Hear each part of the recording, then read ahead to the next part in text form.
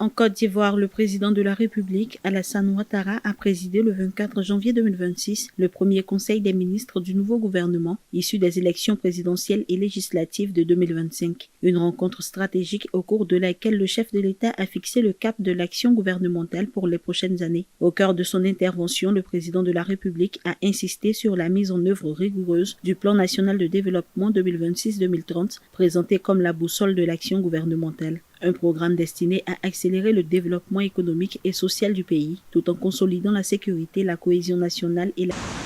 Monsieur le Premier ministre, Mesdames et Messieurs, j'ai noté avec intérêt la détermination du gouvernement à mettre en œuvre le plan national de développement 2026-2030, ainsi que les orientations découlant du contrat social que nous avons pris avec nos concitoyens.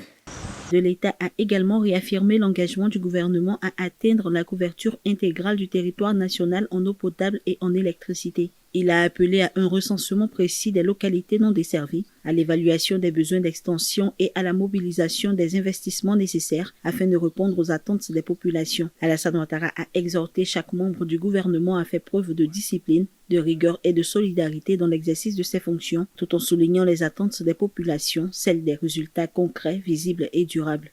Nous avons enregistré des avancées importantes au cours des dernières années.